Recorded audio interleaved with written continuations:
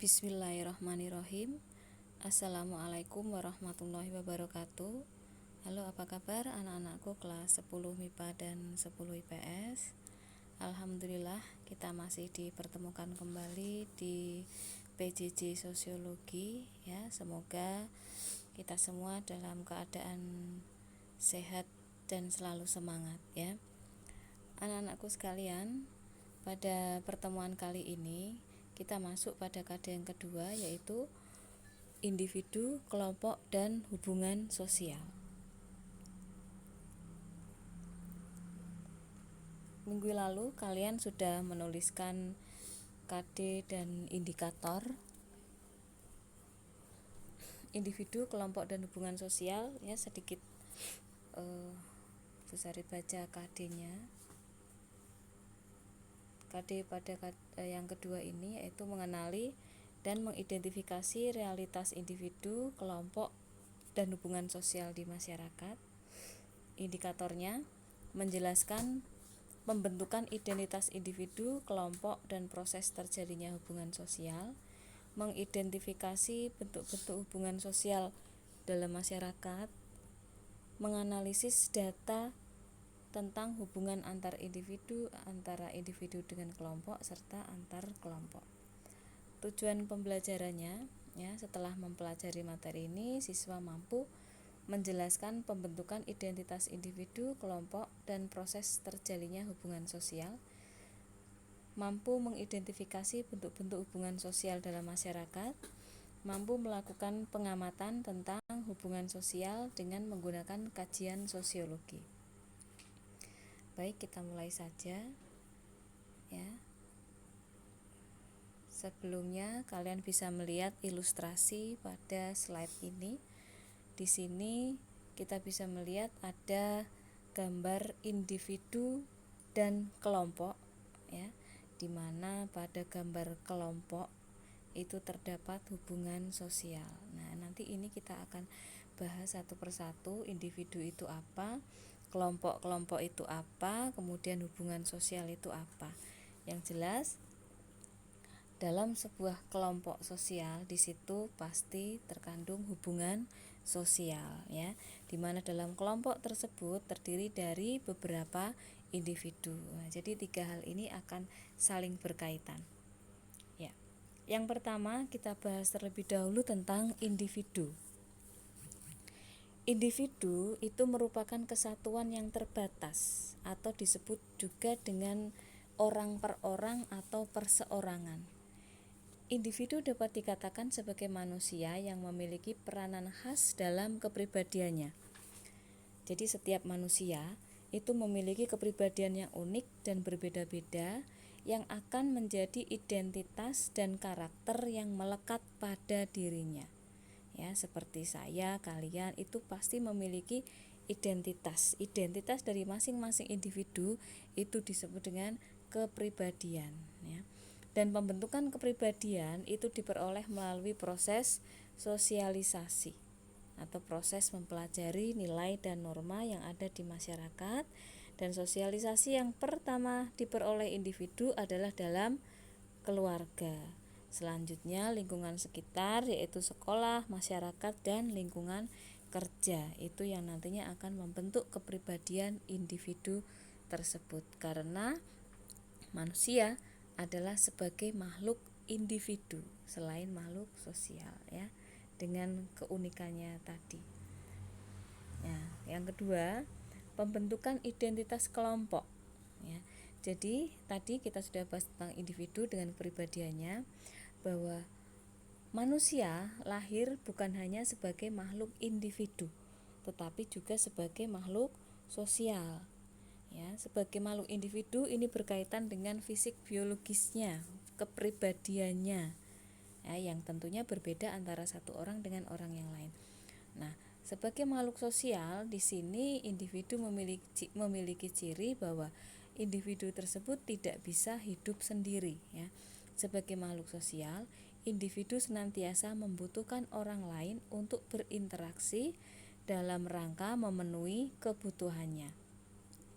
Oleh karena itu, Manusia membentuk kelompok-kelompok karena saling membutuhkan dan bergantung.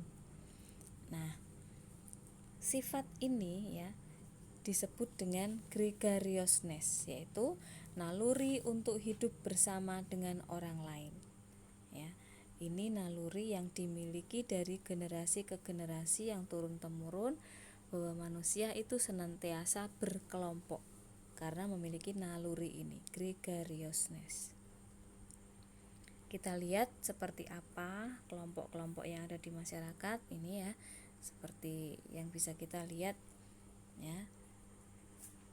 Inilah gunanya individu membentuk sebuah kelompok. Dapat meringankan pekerjaan yang berat, dapat menyelesaikan masalah, dapat saling bergotong royong ya untuk memenuhi kebutuhan, karena manusia tidak bisa memenuhi kebutuhan seorang diri. Oleh karena itu mereka berkelompok untuk memenuhi kebutuhan-kebutuhannya dan kepentingannya. Jadi, apa itu kelompok? Kelompok adalah sekumpulan manusia yang memiliki persamaan ciri dan memiliki pola interaksi dalam mencapai tujuan tertentu. Kita bisa lihat ilustrasi berikutnya. Di sini kita bisa melihat berbagai macam kelompok-kelompok yang ada di masyarakat dengan beragam ciri-cirinya, bahwa antara satu kelompok dengan kelompok yang lain pasti berbeda cirinya. Bahwa dalam satu kelompok itu pasti terdiri dari orang-orang yang memiliki ciri yang sama. Seperti tadi dalam definisi yang sudah Bu Sari sebutkan, ya, sekumpulan manusia yang memiliki persamaan ciri dalam kelompok tersebut, dan di dalamnya ada pola interaksi untuk mencapai tujuan. Nah, persamaan ciri kita bisa lihat pada gambar ini. Ya, gambar ada lima contoh kelompok sosial yang di sini masing-masing kelompok itu memiliki ciri, ya. Tentunya antara satu kelompok dengan kelompok lain berbeda. Nah, contoh ada sekumpulan pegawai ini ya. Mereka memiliki persamaan ciri. Kita bisa lihat, oh itu kelompok pegawai. Yang bawahnya ada kelompok komunitas sepeda ontel dengan ciri-ciri yang seperti itu. Sama semua dalam satu kelompok. Ada komunitas pecinta alam dengan ciri-ciri yang demikian. Kemudian kelompok pertemanan ini ya, kelompok pertemanan kelompok anak pang ya, dengan ciri-ciri yang seperti itu.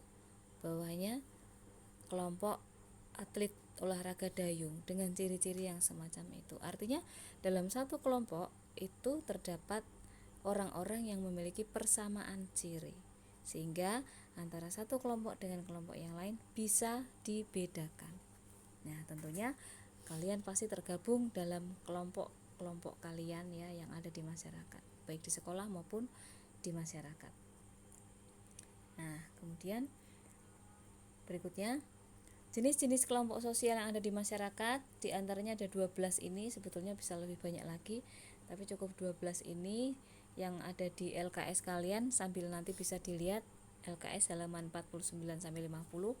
Ada Gemeenschaft atau paguyuban, Gesellschaft patembayan, kemudian kelompok primer sekunder, kelompok formal informal, membership group atau kelompok keanggotaan, reference group atau kelompok reference, kelompok acuan, kemudian in group, kelompok dalam, kelompok saya ya, out group, kelompok luar atau kelompok mereka, kemudian ada kerumunan dan publik ya.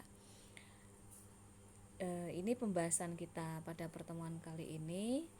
Berikutnya nanti tugas kalian adalah membaca LKS halaman 49 sampai 50.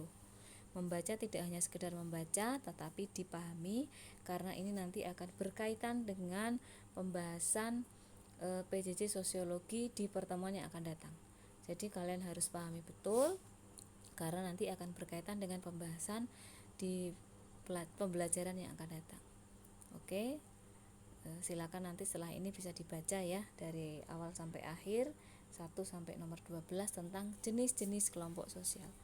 Ya, karena tugasnya adalah membaca LKS halaman 49 sampai 50. Oke, bisa dipahami ya. Nah, terima kasih. Assalamualaikum warahmatullahi wabarakatuh.